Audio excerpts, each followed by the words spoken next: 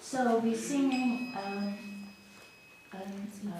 bhajan in glorification of the Guru who has come to give us this Hare Krishna mantra, who has given us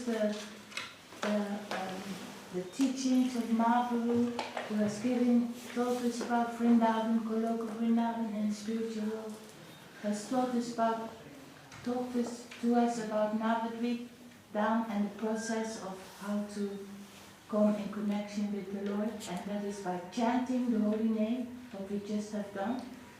The chanting of the holy name, I mean, if you come from here and you can remember that in your life, or doing work, or waiting for the bus, or in the car, or whatever, if you can chant the holy name, this mantra, this will be, the clearing of the mind, all the nonsense in the mind, all the anxiety in the mind.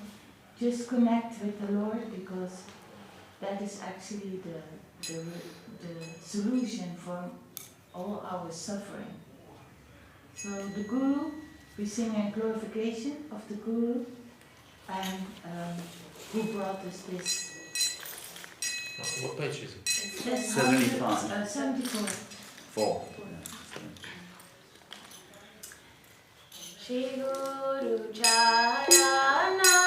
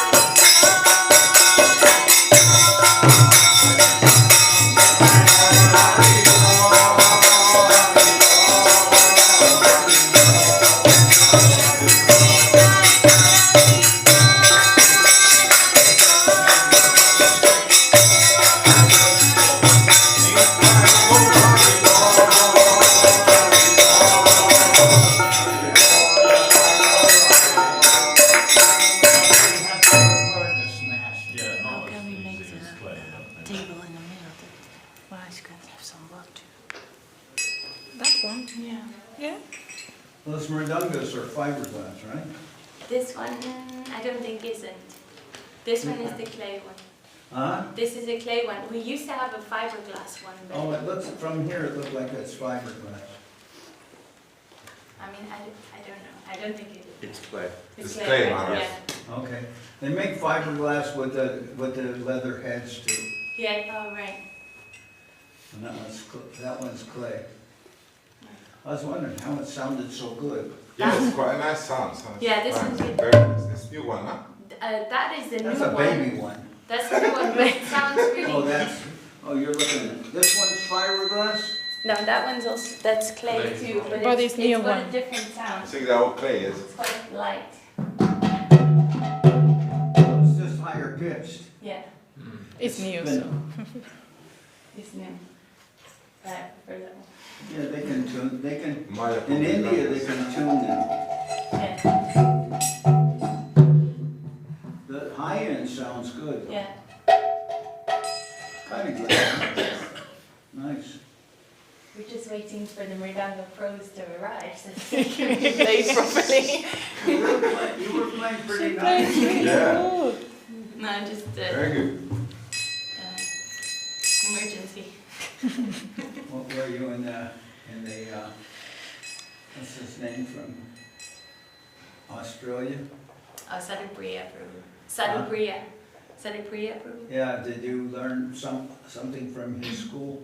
No, actually, Dayanidhi Prabhu is my Mridanga. Oh, he's I great. need to say it's the best. Dayanidhi.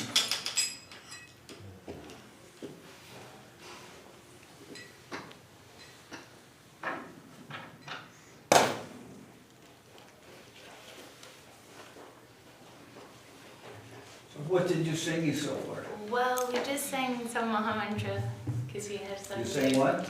Some Mahamantra because we had Yes. some new guests and Okay. they thought they'd keep it. And then Shri Guru Charana Padma also. Okay.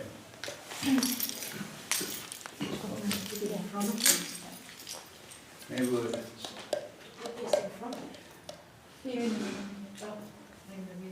Yeah.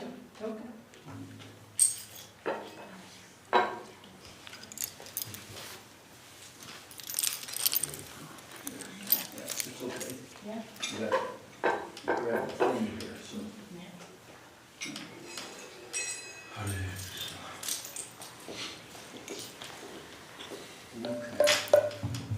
Could I have one songbook? Yes.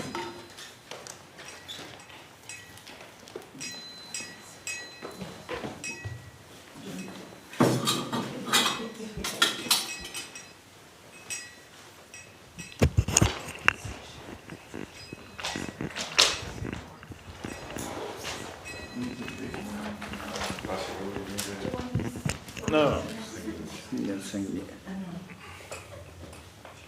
I can look over Maharaj's shoulder. You probably know this by heart anyway. You sing me type out of come.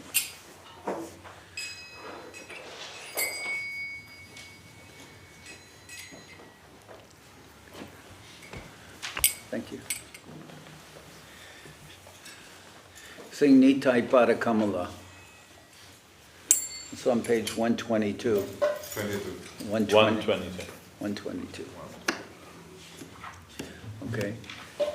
Shri Krishna Chaitanya Prabhu Nityananda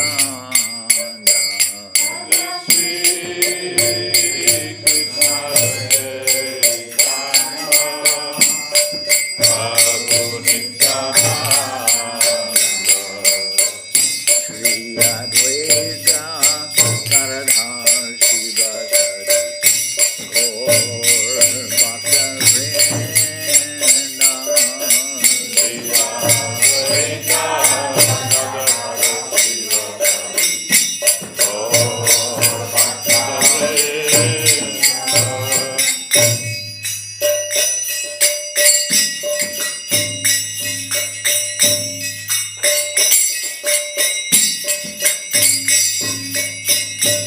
Nitai Pada Kamala Koti Chandra Shishitala Nitai Pada Kamala Koti Chandra Sushitala Jaya Jagata Jura Jaya Janata Jura Heno Nitai Dineba Radha Krishna Paitena Ena Nitai Dineva Radha Krishna Paitena Drita Kori Yaroni Tarpa Rita Kori Jarani Dharma Re Sambandha Nahija Drita Janma Telota Sambandha Nadiva Rita Janma Veloka Se Pasu Goro Duraja Ekvasu Boradurana Nitaya Bolilo Muke Majilo Samsara Suke Nitaya Bolila Mukhe Magila Sankara Sukhe Vidya Kule Tikori Beta Vijakule Kikori Bekaka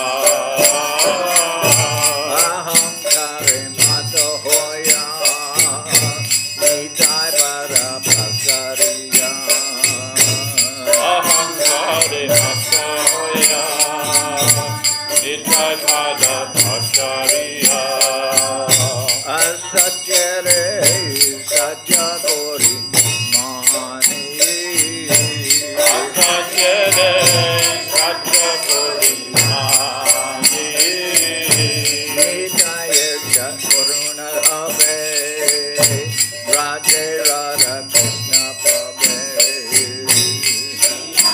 Karuna Habe Krishna Pabe Dharani Jai Charana Dukani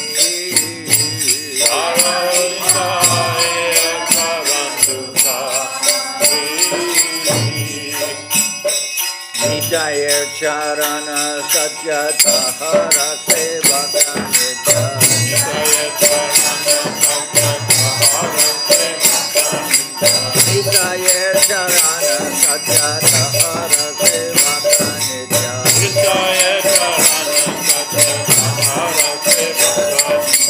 Nitaya Pada Sada Koro Asha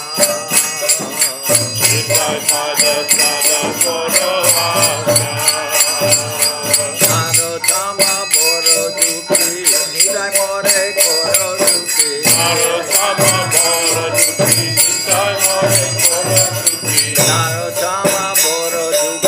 Nitaya Kore Moro Duki Rako Ranga Charanera Pasha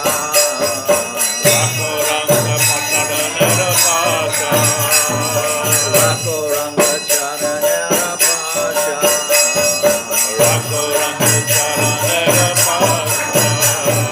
Nitaya Para Kamala Koti Chandra Sushitala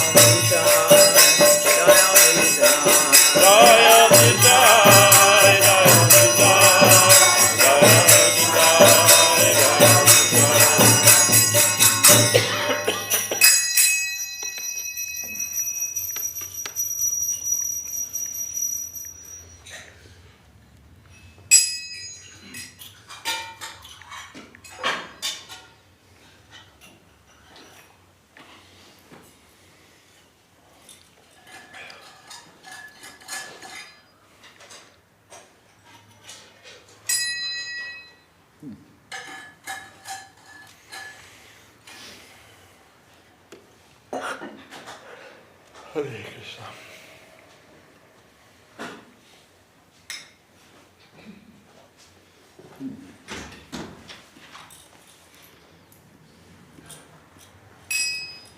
Okay, so where's the rest of the verse? Radhananam Sarvesham Vishnura Radhanam Param. They didn't give me the whole rest of the verse. What is it?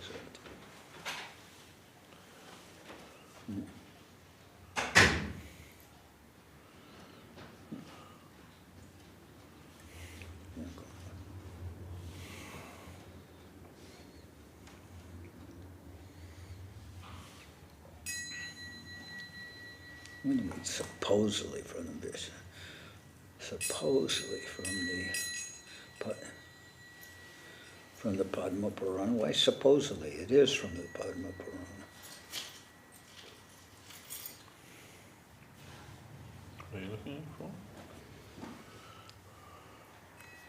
Radhananam Sarvesham Vishnu Radhanam Sarvaparam. No? But then, they don't finish the verse. That conversation between Parvati and Maharaj. Yeah. Radhananam Sarvesham Vishnu Radhanam Sarvam.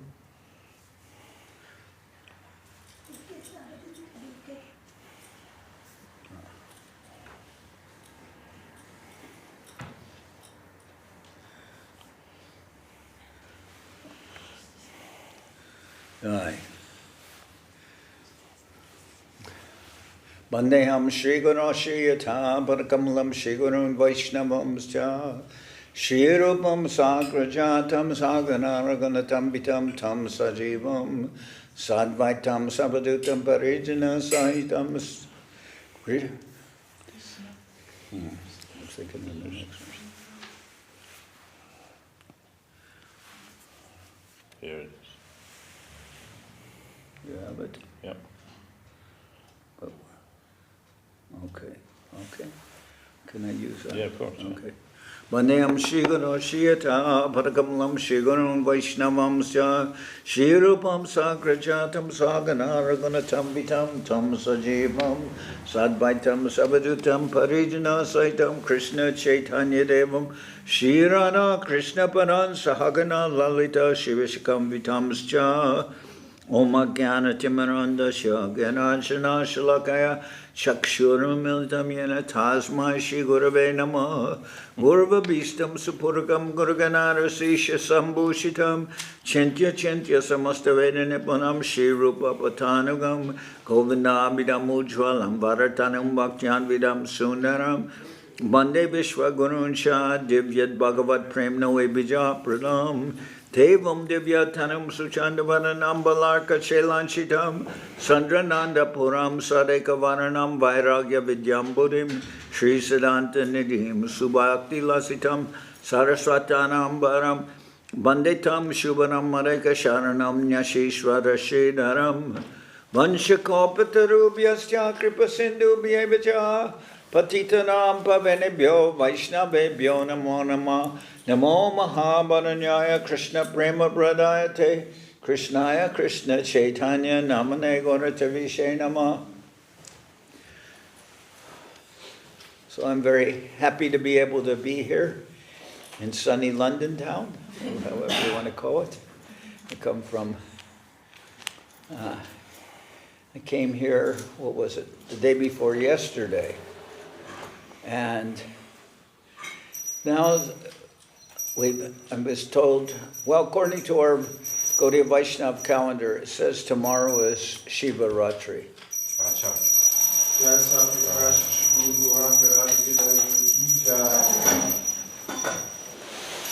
But according to everyone else, Shiva Ratri's today. It's 18 today, Maharaj. Huh? It's supposed to be today, yeah. Well, yeah, that's where almost everyone's celebrating it.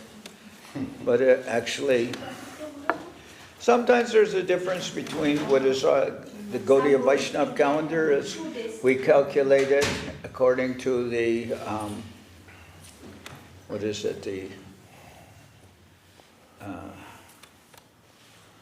what's the Purana that we utilize?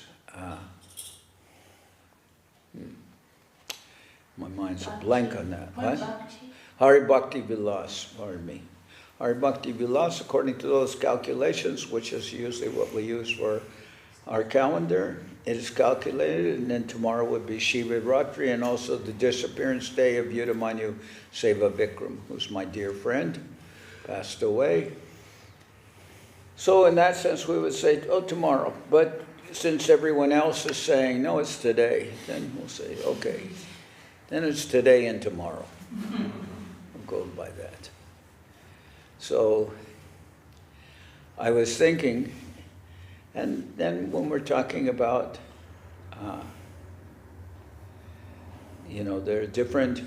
there are so many different categories and classes of people, and they argue who's the supreme, and is Vishnu the supreme, or is Shiva the supreme, and again, this goes on. Some persons have said, well, Srila Guru Maharaj, Srila Sridhar Maharaj, he often resorted to what you call common sense, right? His arguments were not all. He, of course, he's Shastra Nipunja. He can quote from the Shastra. He can prove his point very expertly from Shastra. But at the same time, he's a person who can show you a way of vision in terms of common sense.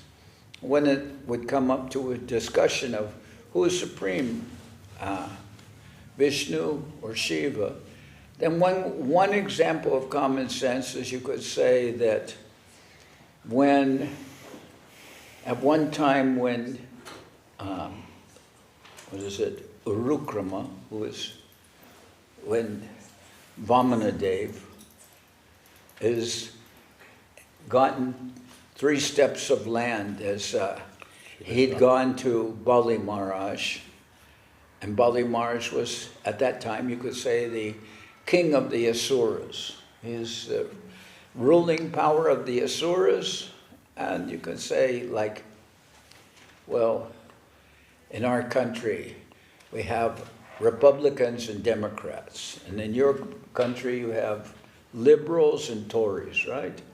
So there's 2 predominating parties. Well, you could say that there's 2 predominating parties. There's the Devas and the Asuras. The Devas are the godly persons, and the Asuras are less than godly. We would call them Asuras.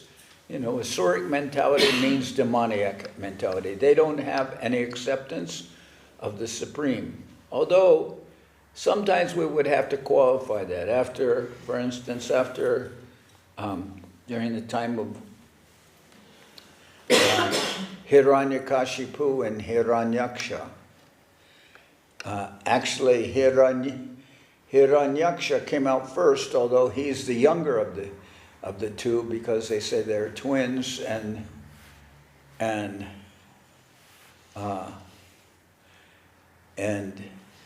normally we would say of the 2, Hiranyaksha was born first, and Hiranyakashipu was born second, so you would say, oh, Hiranyakashipu is younger than Hiranyaksha, but it doesn't work that way. They say, of the 2 twins, one of them is conceived first, and he's higher up in what would you call it, the fallopian tube or whatever.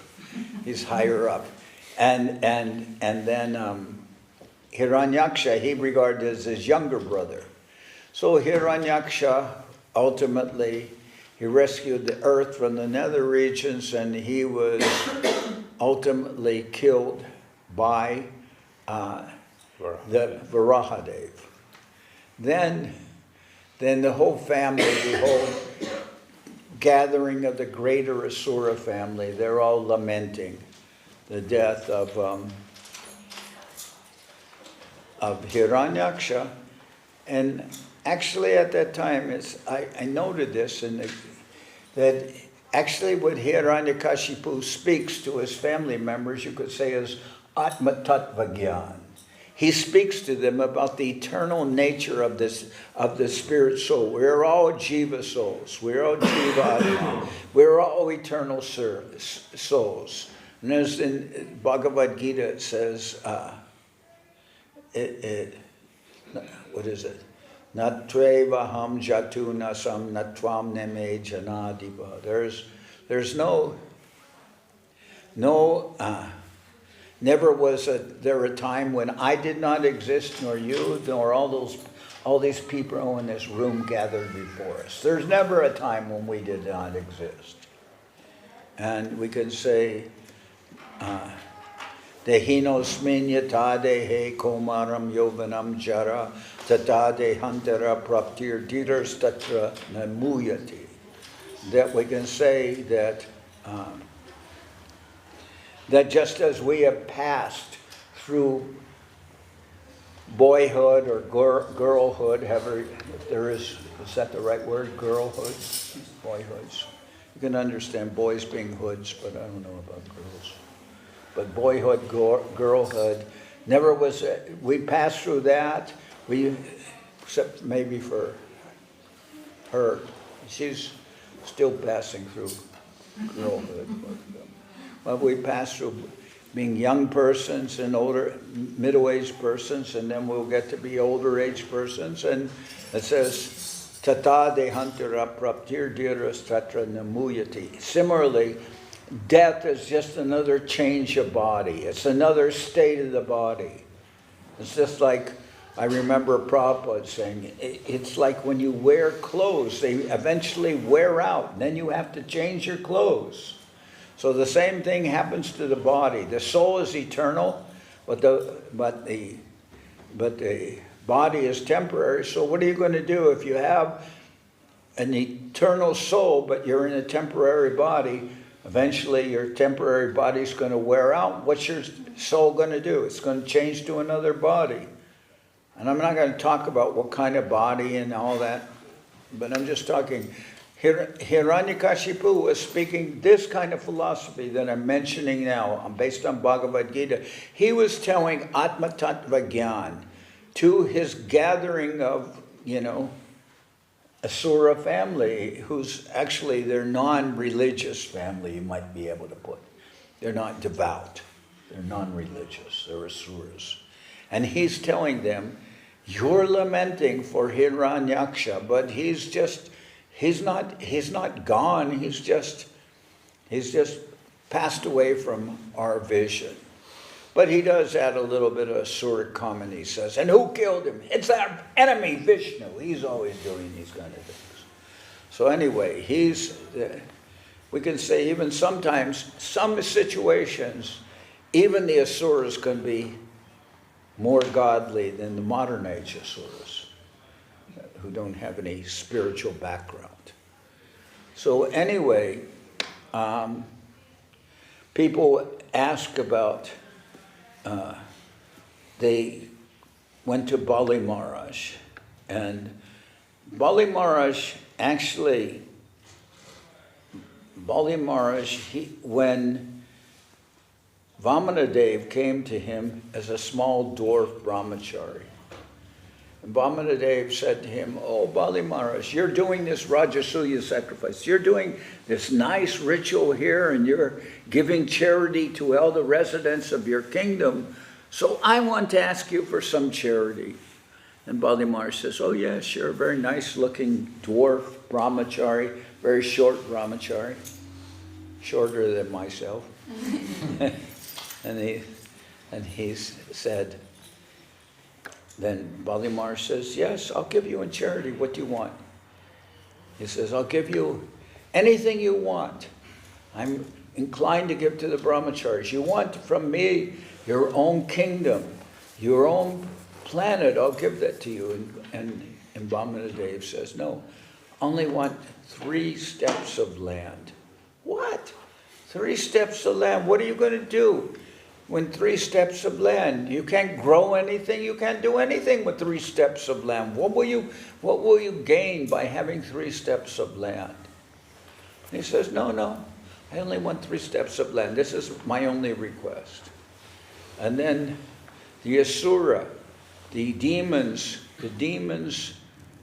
guru, Shukracharya, he whispered to Bali Maharaj, don't trust him, he's Vishnu in disguise. But Bali Maharaj said, no, I've already given him my promise. I must give him whatever he wishes.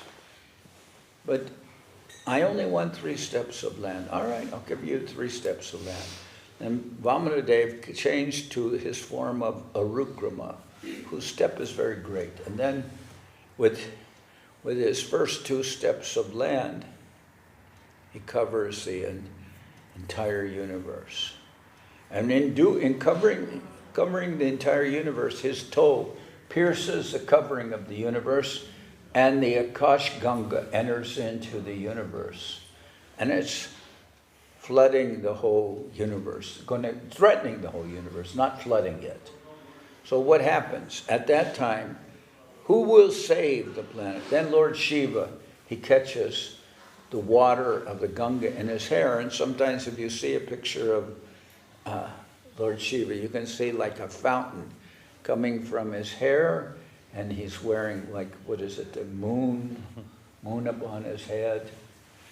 Somebody can say, oh, that's all mythology. No, don't give me this mythology stuff. This is coming from the Shastra, and however you want to see it, there is always truth in the Shastra, and if you can't see it that way, at least you'll see that there is truth behind the Shastra. Something is coming through there, and it's coming through the Vedic literature, it's coming to us, and we'll get wisdom from that. So then with this 3rd step of land, he's given 2 steps of land, he's covered all the existing, material universe. And then Vamanadev says, where you promised me 3 steps of land, now where's my 3rd step? Bali Maharaj says, my head. You place your 3rd step on my head. I've given you the whole universe, but still, I have my own head. So you place your 3rd step on my head. In other words, he surrendered himself to the Lord.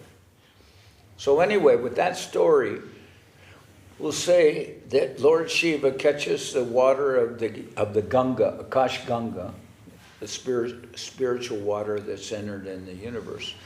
And Lord Shiva's caught that water on his head. But what is that water? We can say that water is the foot water of Lord Vishnu, because Vamanadev is non-different from Vishnu.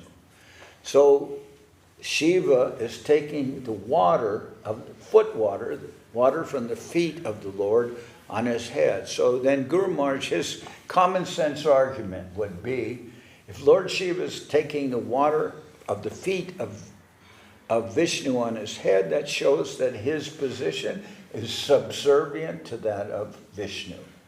That would be a common sense argument. Otherwise, you can go on quoting this, and it says here and this, it says other places. What is that verse?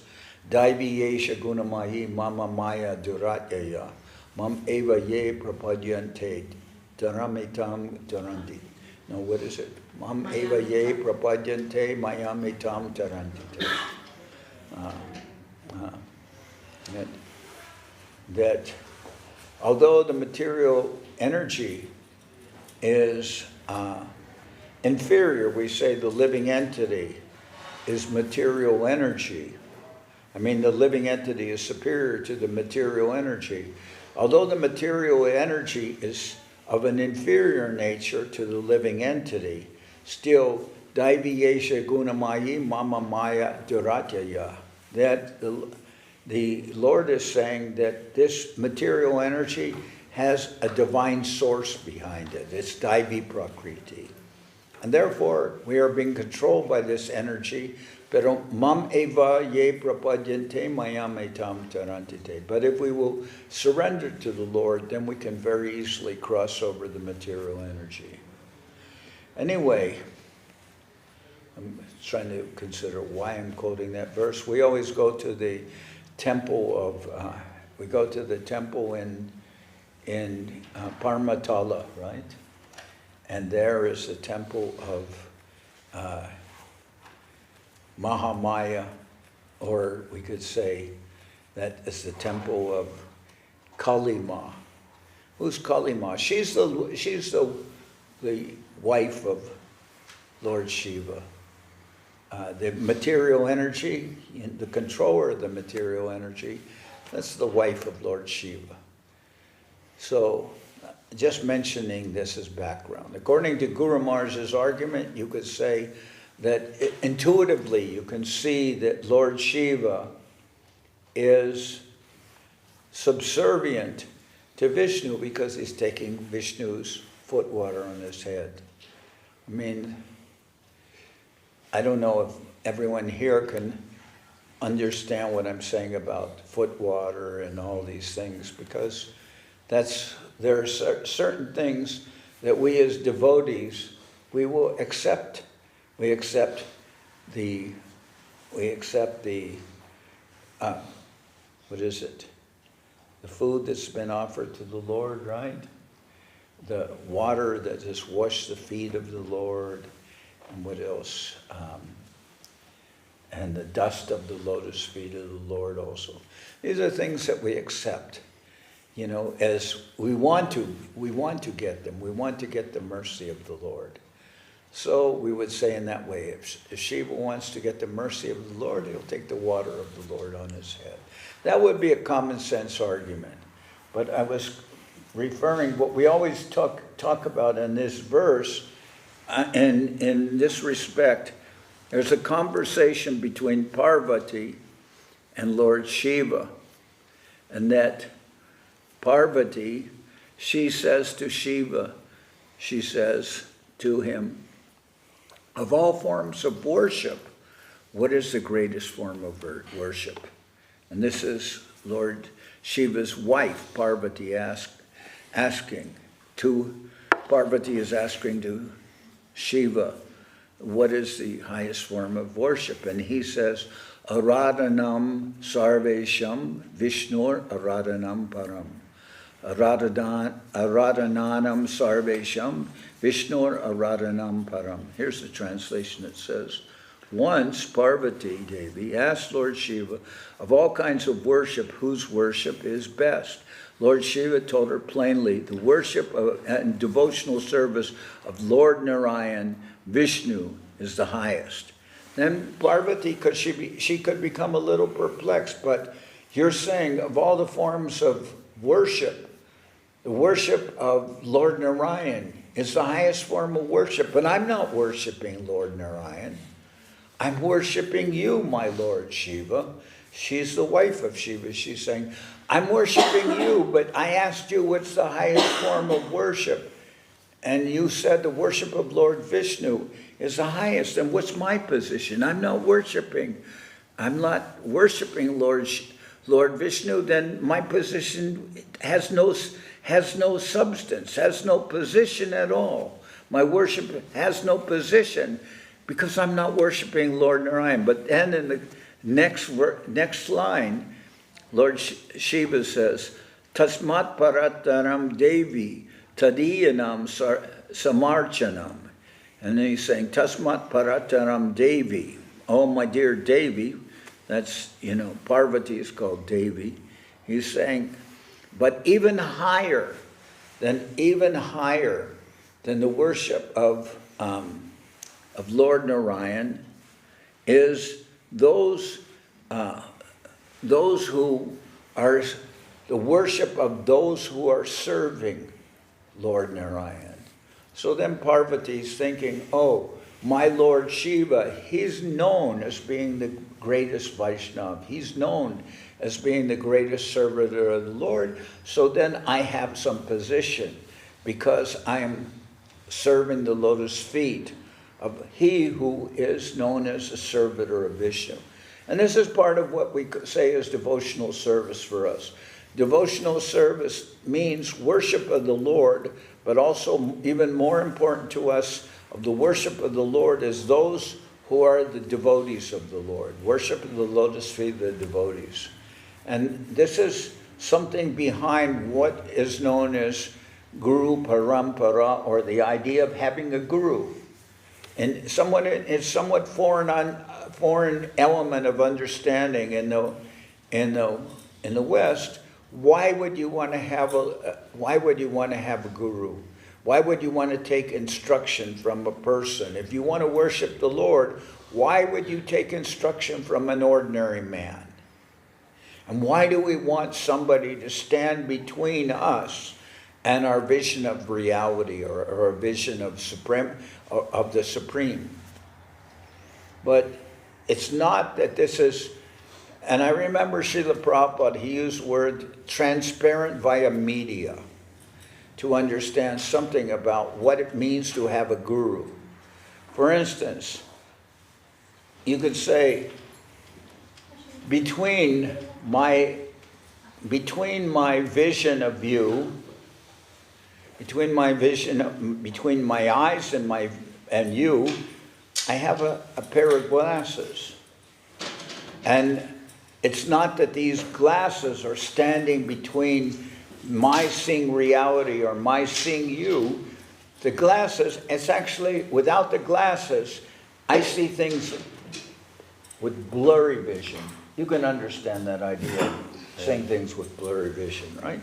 But when I put the glasses on, things are more in focus, they're more clear. I remember I went to the Department of Motor Vehicles in California, where I'm living, and I said, well, it says on my license that I should wear these wear glasses, but let me take the test, the eye test, and see if I can pass the test without the glasses, so it won't have to say on my license that I have to wear glasses. And then he said, all right, take off your glasses. And he says, now this chart, read the top line.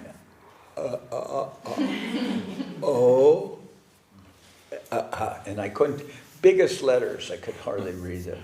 And when I was young, I had better than 20/20 vision. But now that I've gotten old, everything, it's like a house, all the plumbing, all the fixtures, they start to fail. The plumbing fails and everything else in the house fails. Well, your eyesight goes, your hearing goes, and all these things start to fail. So when he asked me to look at the top line of the chart, I couldn't read the letters, and he said, I think you better leave it the way it is. You have to, it says on your driver's license, you have to wear corrective glasses for driving. So, and sometimes I'd want to wear sunglasses when it's bright outside. But the sunglasses, people would give me these nice sunglasses, but they wouldn't be prescriptions, so I'd be in the same thing. Does these sunglasses help your vision, protect your vision from the sun? Well, where's the sun? Need glasses in order to see. But so somebody could say those glasses are blocking, coming between you and the object that you're seeing. And I go, no, they're not blocking.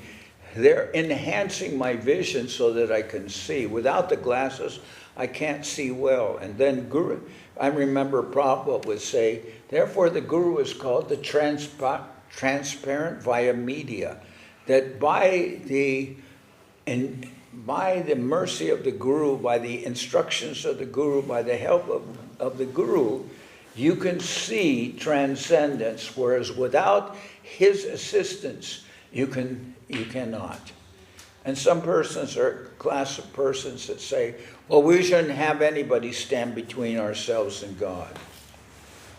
But it's not a question of stand between ourselves and God. They are persons that help us to understand the vision of God. I remember when Srila Govinda Maharaj, I think I mentioned this last time I was in England, but they said Srila Govinda Maharaj was invited to a symposium of religion. This was in Mexico, a town called Morelia, Mexico. It was very nice. They honored Govinda Maharaj, and afterwards, I remember they all stood up and they're singing, as part of the program, they're singing the Mexican national anthem. And Govinda Maharaj, obviously, he's just visiting Mexico, but he stands there like this. They all had their hand, in America we'd keep our hand like that. There they kept their hand like that. But Govinda Maharaj is standing there with his hand over the heart, just like the other Mexican persons at the symposium.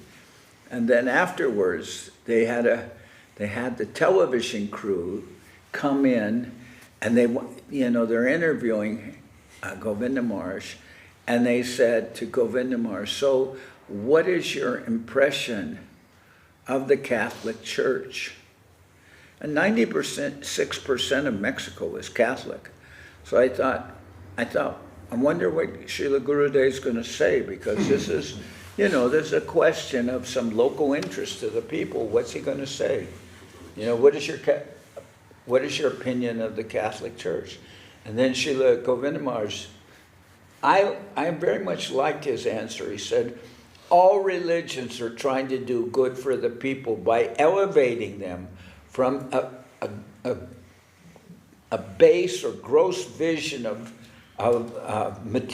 which is called material existence or materialism, by elevating people from a material concept of life to a spiritual concept of life. And I thought it was a very, very nice answer.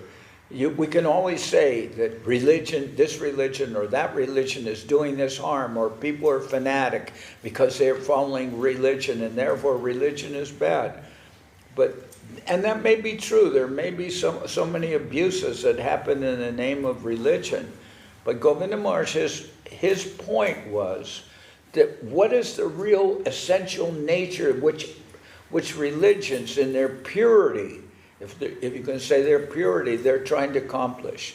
And he said they're trying to elevate people from a gross materialistic vision of life to a spiritual vision of reality, to be able to see things on the basis of spirit. And I would say, although we may by nature not be religiously inclined, because I don't think it's a nature by myself. I mean, growing up, I was not very religious. If you wanted to take me to church or temple, I would have fought you not to go there. I was not interested in going. I was not interested in being tutored to be a nice religious boy. I thought there was no future in that. None of my friends were religious, and that wasn't going to help me at all. To spend time as an altar boy or as a part of the choir or be tutored by the cantor or whoever it is. I wasn't going to be assisted by going to religious training. And besides, all the girls, they weren't religious. So then if I'm limiting myself to the religious girls, it's a very small minority. So, didn't want to paint myself into a corner like that. So anyway, I wasn't religious by nature, and I think even though I'm trying to practice devotional service, I would say essentially I'm not religious in the sense. And then somebody would say, "You're wearing the outfit of a monk, of a priest. How can you say you're not religious?" Well, that's circumstantial. But actually, when you get down to it, I would say it's not about religion. I'd say if you actually want to understand something, you'll have to say that life itself, what you are living, what we call life, you have to say that is a spiritual or at least a mystical experience. You have to say like that. You can't say that life is just another mundane existence. No. Maybe some aspects of life that we're experiencing are mundane. We have to go to work. We have to get a job. We have to go to school. We have to earn a living. We have to be able to provide for our family. So many things you could say. What would be the word? We could say those things are not actually what normally we would say is a mystical experience. But I think if you look at life, how you're living in it, and what's happened to you in your life, you would have to say that life itself is spiritual or even mystical in terms of the experience that you're undergoing. And there's so many things that happen to us which are outside what we would call daily existence. They happen all the time. For instance, you're thinking of something and all of a sudden you see or hear that very thing that you're thinking of, it now comes into your plane of vision.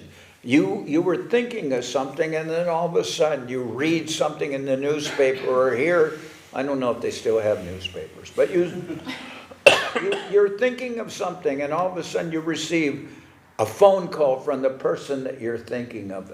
So many things that happen which indicate that life is not just a linear experience.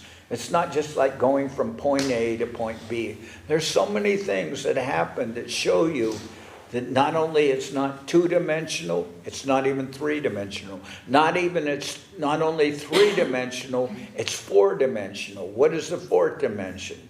Well, if you look at three coordinates, A, B, and C, like of a solid, there's length and breadth, and then, three. But then what's the fourth dimension? Time. A point on that line is here at this time, but that point won't be on those same coordinates at a different time. You travel to a certain place and it's on these coordinates, but if it's not the right time, or if it's at a different time, you won't find that. Then there's another parameter brought in.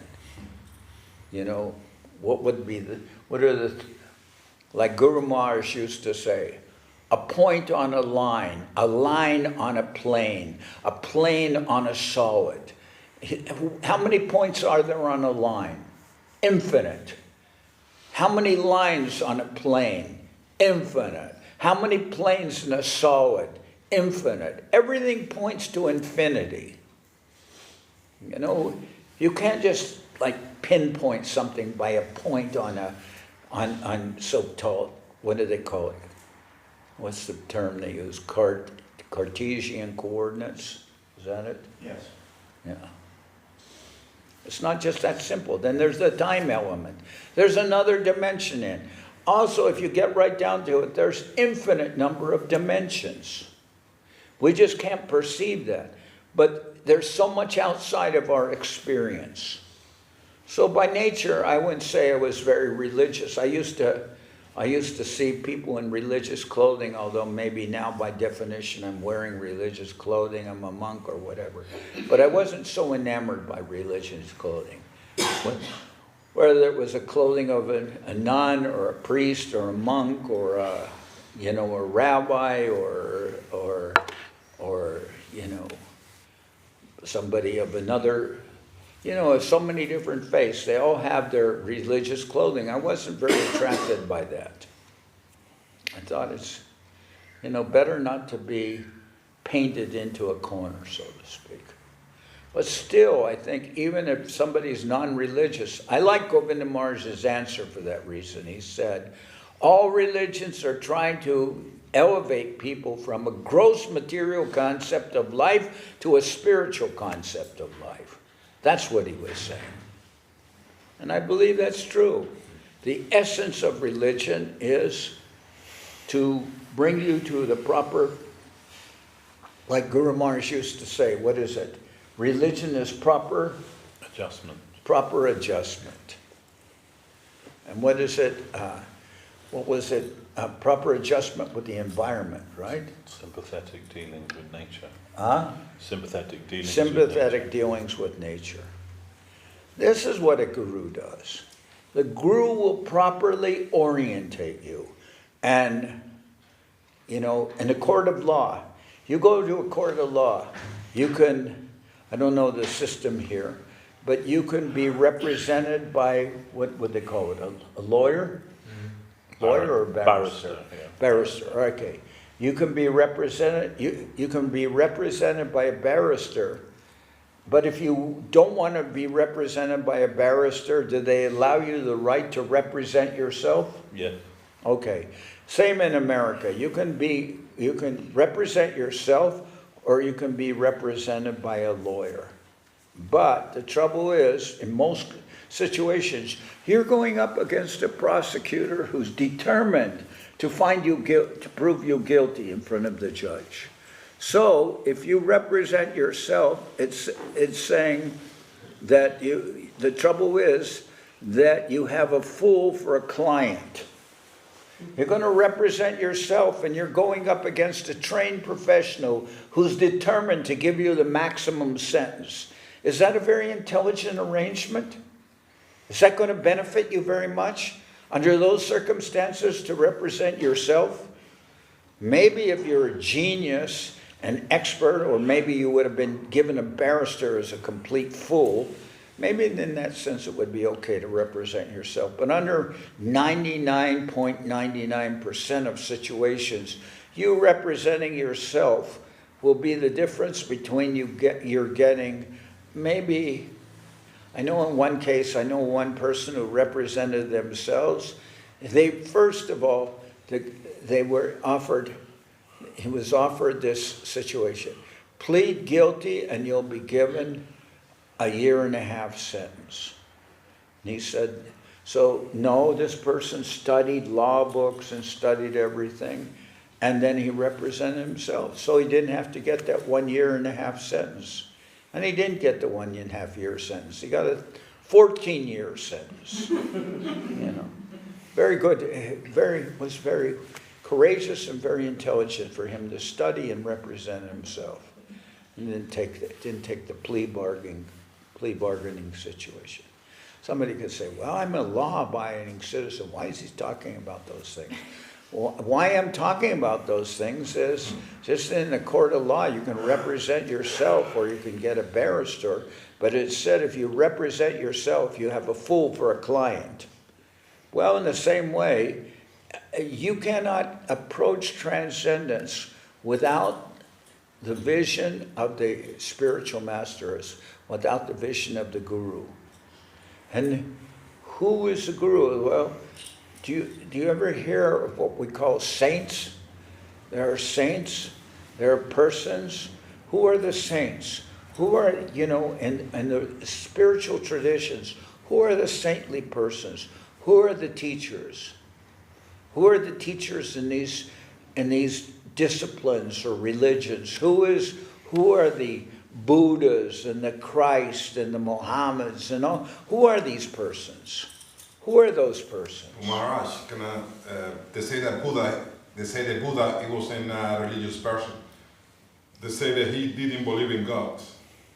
Yeah, well, he taught that. Well, again, there's a reason why he said that. The reason he said that is because people were misusing and misquoting religious scriptures. They were using the Vedas. They were doing things wrong, and if you argued on the basis of the Vedas, people would prove wrong points. They were misusing the scriptures. So when they said to Buddha, then we'll talk about this in terms of the Vedas, he said, no, I reject the Vedas. I don't accept them. Because you're going to lie and cheat on the basis of Vedas, then I don't accept the Vedas. Then he is considered to be against religion because he was against the Vedas. He's considered to be atheistic because he is against the Vedas. But is he really atheistic, or is he God himself coming as a saint? Yeah. All right. But anyway, I'm saying in all spiritual traditions, there are the saints. And we look towards the saints. Guru Maharaj has said the saints are like lighthouses. Is it lighthouses? They show us some light. They show us what you're looking for that exists. It is in this direction. They're showing us the proper direction. That is the vision of the saints. And what is the vision of the Guru? The Guru, we would say, in our tradition, we will accept that the Guru is not an ordinary person. He's not an ordinary man. One of the offenses of the holy name is to consider that Gurudev is an ordinary man. If I will think that Guru is an ordinary man, that's not going to help me very much. You could say, but I cannot accept that my Guru is not an ordinary man. Well, then maybe you have the wrong Guru. You know, maybe that's a little bit your misfortune. And then also what is Guru Maharaj says? He says the Guru represents this inspired side of the Vaishnava. So by our inspiration, we see Gurudev in this plane of, we see him as divine. And the instructions that we receive from him are divine instructions. Now what happens? If you want to go to learn a profession, usually you'll go to some school, whether it's the university or trade school, but you'll learn from a teacher. Then you'll learn from a teacher. As a child, you're learning from your parents. Your parents are teaching. Don't play with fire. Don't play with matches. They're teaching. There's some wisdom in that. I was just talking to Devashis. There's one story about Kalidas, right? And Kalidas is sitting on the wrong side of a branch and sawing the branch. And somebody comes up to him and says, "Why are you doing that? You're going to fall to the ground." Because he's sitting on the branch, sawing the branch, but he's on the outer side of the branch. So somebody comes up to him and says, "Why are you doing that? You're going to fall to the ground." But he keeps on sawing, and then he smashes to the ground, and he thinks, how did that person know that? He must have been some kind of great visionary, or a Jyotish, or an astrologer, or something to know like that. No, it's not exactly that. It's just that he had more common sense than you do. You don't have any common sense.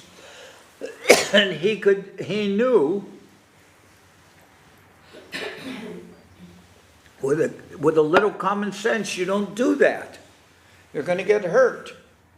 So maybe, and we used to hear, the trouble with common sense is it's not so common.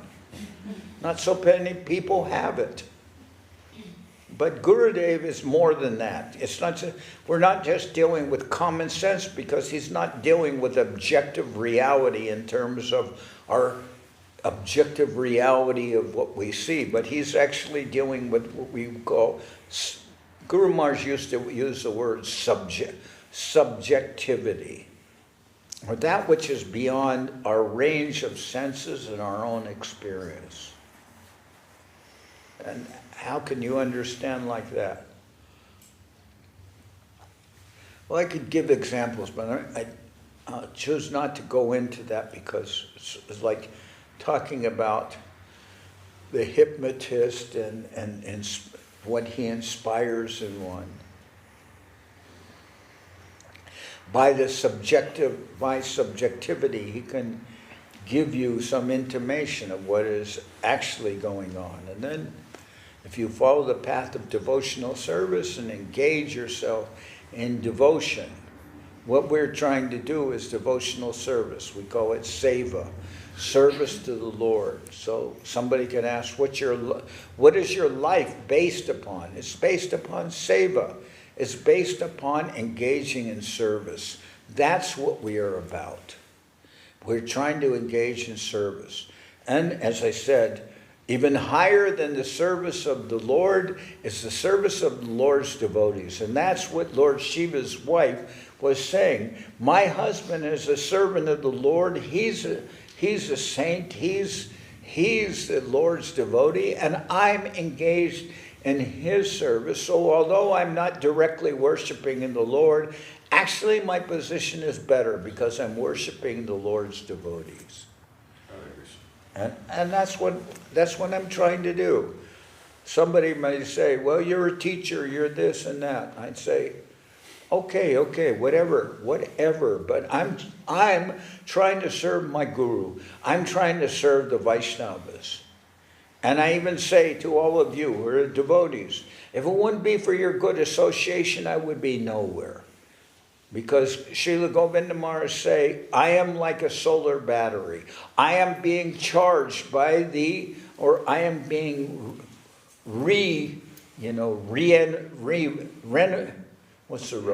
invigorated. I'm being recharged by like a solar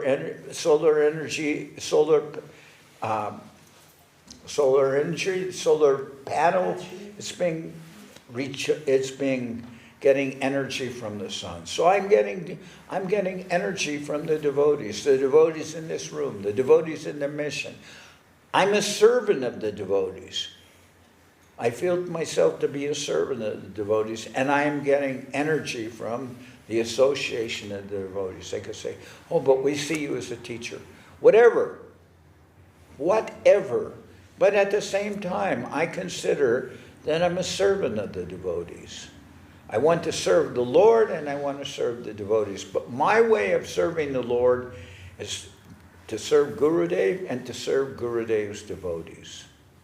We heard that Srila Bhaktisiddhanta Saraswati Thakur saw his own god brothers and own god sisters as extensions of his own Guru. And he felt he was to serve them. Even though you could say they're his own, not only his own god brothers and own god sisters, his own disciples. He saw them, that's the real point. He saw his own disciples as extensions of his Guru. His own disciples, who was saying, you are the Guru. He was seeing them as extensions of his Guru. They have been sent by the Lord to help me in my service of my Guru. That is the point. So, Parvati, Lord Shiva's wife, she is seeing herself as a servant of the devotee. Lord Shiva's the devotee. She's his wife. Now, normally, it's the wife. What is the position of the wife? Is she going to see herself as a servant of her husband? Well, maybe in theory, or maybe something, just as a husband may see his wife the same way. But normally, I guess if you consider the boundary, within the boundaries of love, if there are boundaries, you could say yes. If you really love someone, then you will consider yourself to be a servant of that person, You have love for this person, you're a servant of that person. It's hard to think of that in terms of the matrimonial relationship. What about your children? Are you not in the service of your children? I would hope so, because they're coming to you and they're relying upon your judgment. And they're asking you, Mommy, Daddy, what about this? And you have to serve them. You're a servant of them, because if you're not, they're going to get hurt.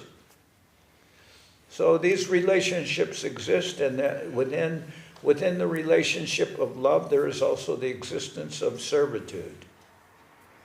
So ultimately, what we're about, devotional service, this is a spiritual practice. I would say it's the highest spiritual attainment is devotional service. There isn't anything beyond that.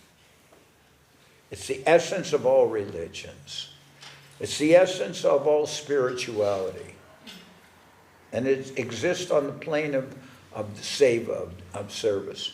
Anyway, I think maybe that's enough for right now. Maharaj, can I say something?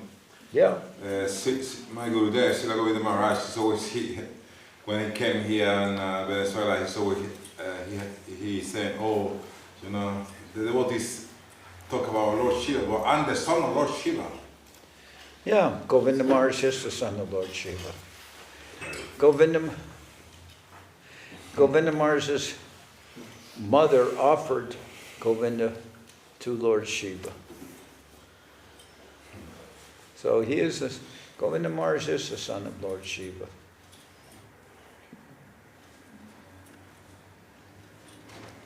Govinda Maharaj is the son of Lord Shiva, and I don't know what I'm the son of.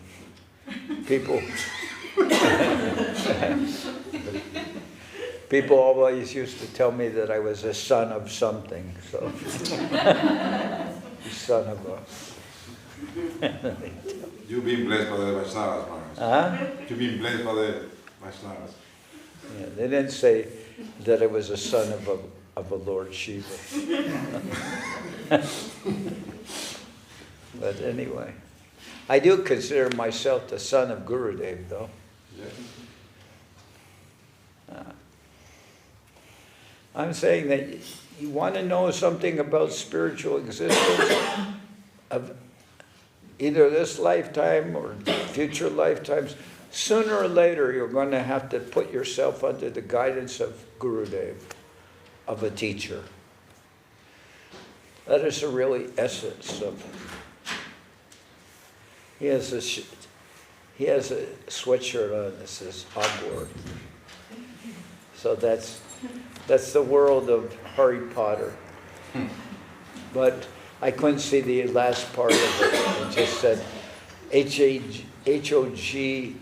is all I could see. So hogwash. The magic.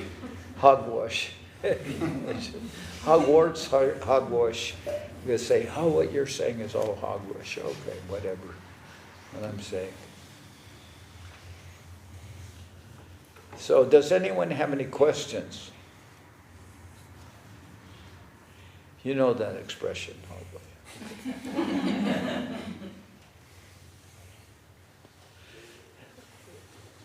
Anyone have a question? We need to have a question. Maharaj, you have a question? Okay, good. Yes? So I've heard that the four sampradayas, one of them is Shiva Sampradaya, and I heard that worshipping Lord Shiva is in the mood of Tamaguna. That's a different. Lord Shiva, there are different functions of Lord Shiva. Mm-hmm. And the Shiva that we worship is in touch with spiritual reality. We will say that Sada Shiva. The Sada Shiva. And that Shiva is the teacher of one of the Sampradayas. He's a divine personality. He's the divine Vaishnava. He's the servant of Vishnu, that Lord Shiva. But there's also the Shiva who's in charge of Tamagun, just like Vishnu's in charge of Sattvagun, Brahma in charge of Rajagun, Shiva in charge of Tamagun. That doesn't necessarily mean that Lord Shiva is in Tamagun, but he is in charge of that material energy. So somebody could say, well, what do you mean by that? How does that work? You could say, well, Lord Vishnu glances over the material nature and he impregnates the material nature with the living entities. You can understand that on a spiritual level. That we say that Brahma is the creator, but he's not really the creator. He's more like an engineer. And all the life and everything is coming from the Lord. And by the Lord's glancing over the material nature, this world, material existence, it becomes impregnated with who? With us, with the living entities. That comes from the glance of the Lord. But at the same time, it is said that the Lord doesn't directly touch material existence. So his glance comes out, his glance becomes personified in the person of Shambhu, or Lord Shiva. He's the personification of the glance of the Lord. The Lord doesn't touch material existence directly, But his glance becomes Lord Shiva, and then that Lord Shiva, he touches material existence. So in relationship with Tamagun, just as Vishnu is in touch, we could say, what is that Tamagun? Tamagun typically we'll say has relationship with Ahankara. Ahankara means the false ego. Your false ego has brought you in touch with material nature. Can we say that? Is that accurate to say? Because of false ego, we're here. Our false ego. It is what ties us to material existence, is false ego. Anyway, I'm not going to get into the whole thing, but Shiva has some relationship to the in charge of, you might say, of that false ego. But in Lord Shiva, the question is that Lord Shiva, he's also in touch with all these tamagun elements and the material elements and all that. So is he directly influenced by those, by that tamagun?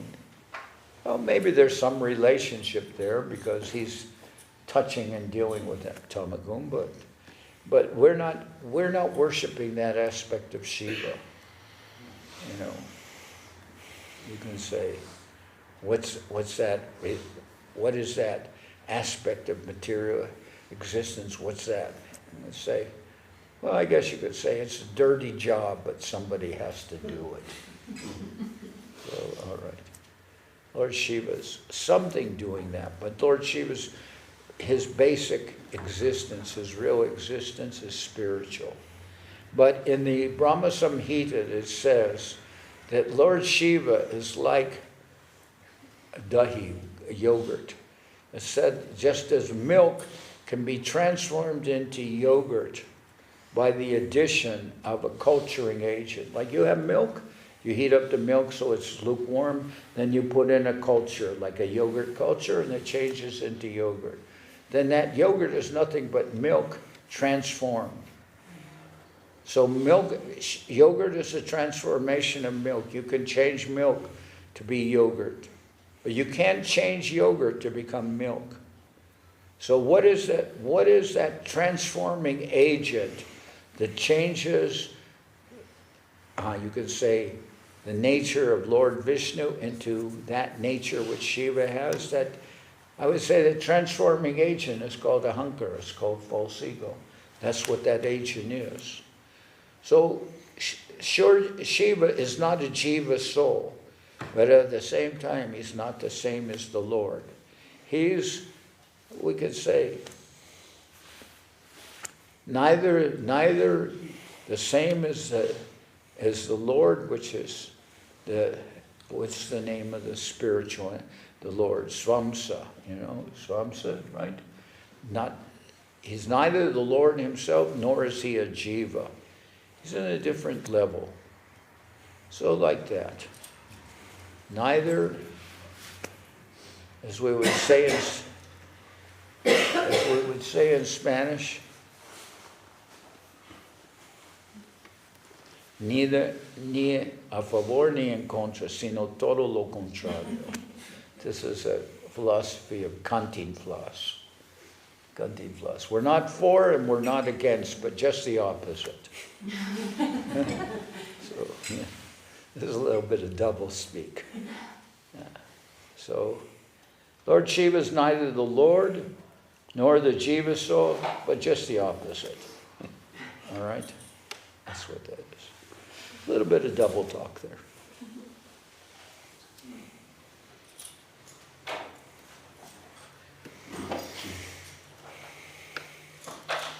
I lived for many years in Mexico. So,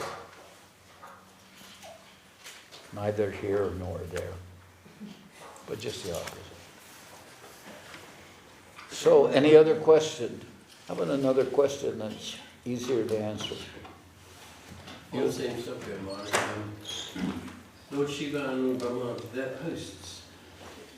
through which they all have been appointed at some point in this. Yeah, yes, you could say they're post. But sometimes we hear that sometimes in relationship with Lord Brahma, if there's not a qualified jiva to take the position of Lord Brahma, sometimes the Lord himself takes the position of Lord Brahma in special millenniums. But we don't hear that statement about Shiva. Shiva's on a different plane of existence. Neither jiva nor the Lord, but an agent of the Lord. Does that answer your question? Yeah, or? thank you. Okay, you want to continue with your question? You have anything else about the question? No, but your question is are they post? Well, we can say the position of Lord Brahma more of a post that could be, if it can't be filled because we don't have any college graduates to become Lord Brahma, then the Lord himself will take that position. But there are no college graduates who could ever take the position of Lord Shiva. That's an eternal position. That's not a post. That's not a post so much. It's not a jiva who's become qualified to becomes Lord Shiva. The position of Lord Shiva is not that. Shiva is not jiva. Shiva is not jiva. It's not a post. Lord Brahma, we can say that's more like a post, right?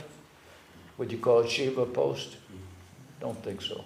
No, Guru Maharaj said Shiva Tattva is unique. Yeah. Find 4 tattvas that you can't understand by the intellect, and one is Shiva Tattva. Shiva Tattva, Guru Tattva, Dham Tattva, and Nam Tattva. Those 4 things can't be fully understood by logic or the mind. One of them is Guru Tattva? Yes. All right. Once my Gurudev was asked the same question that Prabhu asked you. And he said, well, in a different way. He said, at the annihilation of the universe, is Lord Shiva's abode destroyed? And my Gurudev's answer was no. Lord Shiva's abode is eternal. Goes on. But Brahma, on the other hand, takes his followers and runs. Right? Yeah. Lord Brahma's. Well, that's what I was saying. You could say Lord Brahma's a post in one way. But you can't say that about Lord Shiva.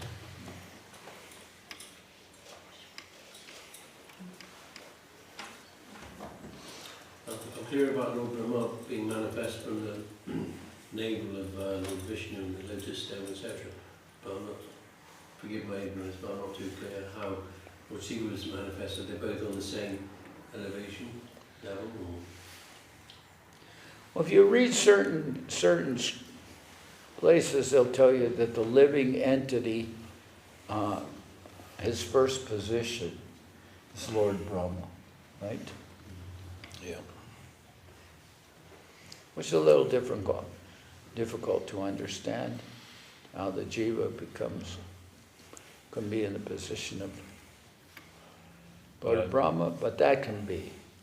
But I think before you came, Maharaj was explaining that Lord Shiva, he manifests as the glance of Vishnu over material nature. That's how his manifestation comes about. He's the personification of that glance, as the Lord never touches the material energy directly, but as Lord Shiva, he interacts with that. Is that simultaneous with Lord Brahma and Lord Shiva? Isn't there the verse Maya Yakshena Prakriti? Akshena, doesn't that? Akshena has some relationship with glance. Maybe. Maya Yakshena Prakriti. Akshena. Suya Che Sachara Chara. Anyway, Lord Shiva's relationship with the Lord's glance. Lord Brahma, sometimes they say that Brahma's the creator, but in our definition of creation, we will say that the material world The forms of the material world may be created by Lord Brahma, but what gives life to this whole material existence, because how does this material world, if it's all material, if it's all mundane, how is it going along? How is everything happening? It's all happening because of the presence of persons. We're not worshipers of form. We're worshipers of the divine energy. We can say, in this world, what is the energy that moves this world? You and you and you and you. You're all persons. You're able to move this world and accomplish something in this world. And the form of the world, that is nothing without people being able to populate, or not just people, living entities, because it's not just a question of people, it's a question of plants, animals, bacteria, whatever. There's all the element of life is there.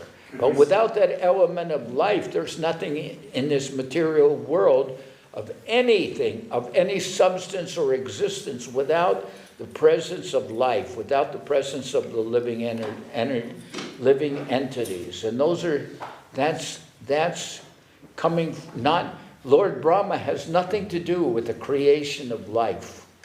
That's coming from the Lord himself.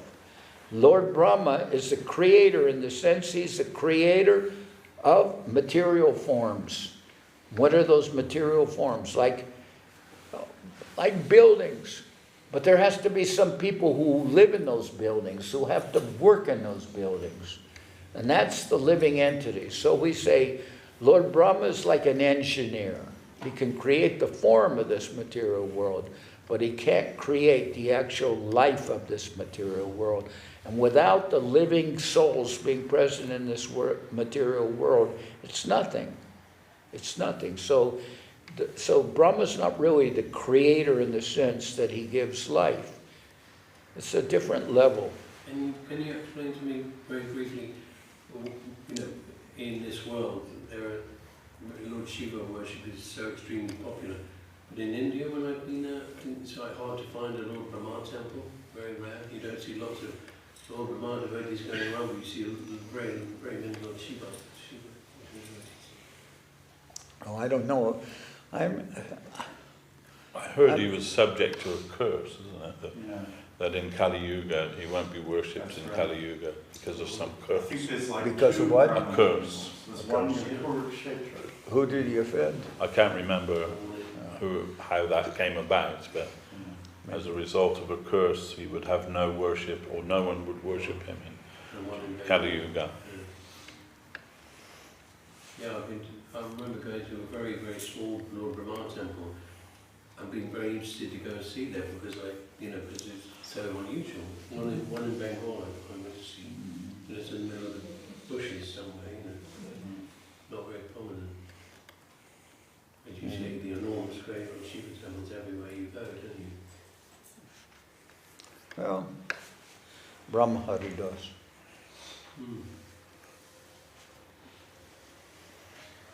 He gets his redemption there. Okay. Any other questions?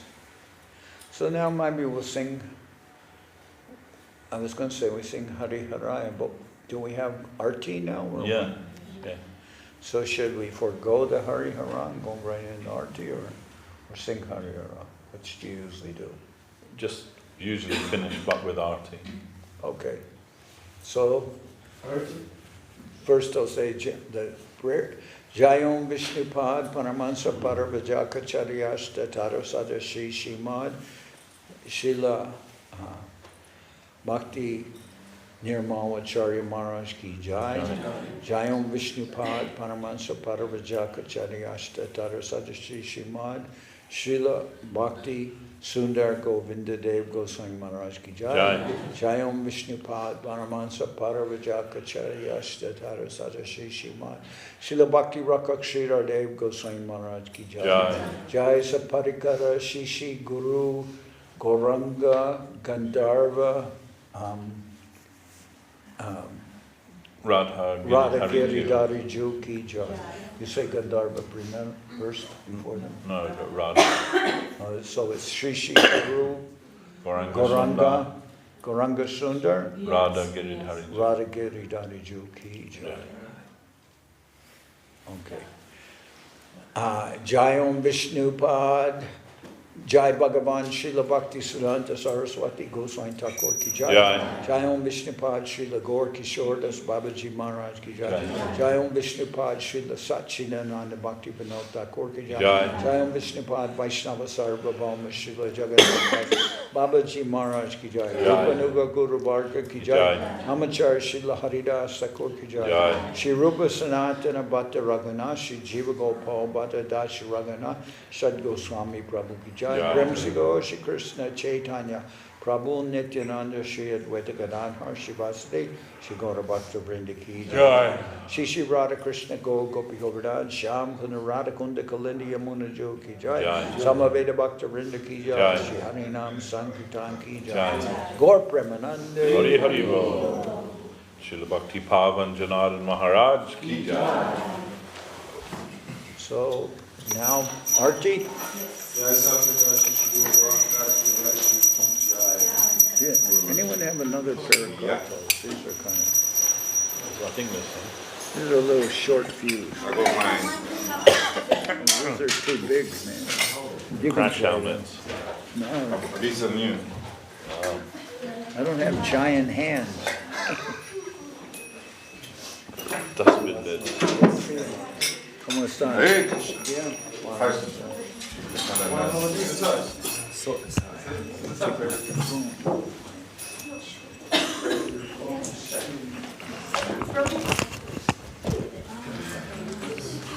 give that to my son, right?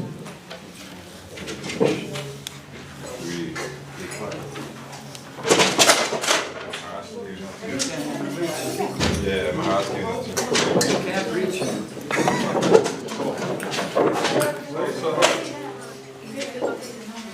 Is there another pair of gartels with a longer string? Somebody would like. Oh, sorry. Yes. I didn't realize this was your voice. No.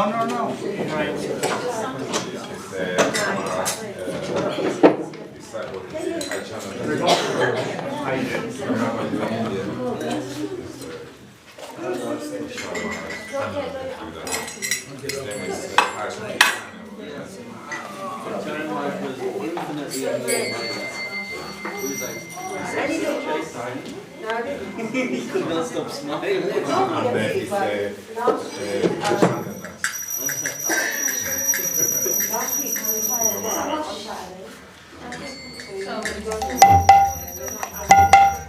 That sounds good. I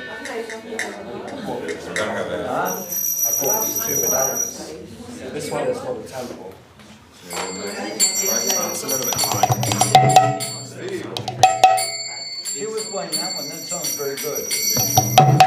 Juanita was playing that one. This bit is a little bit low. That's high, but the low end is high too. What do you think, Maharaj?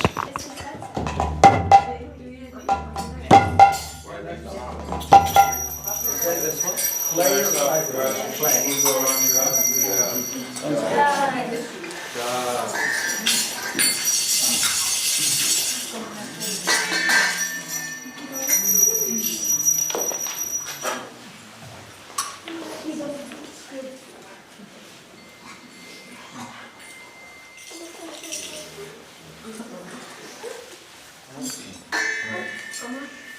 Shri Krishna Chaitanya Prabhu Nityananda Shri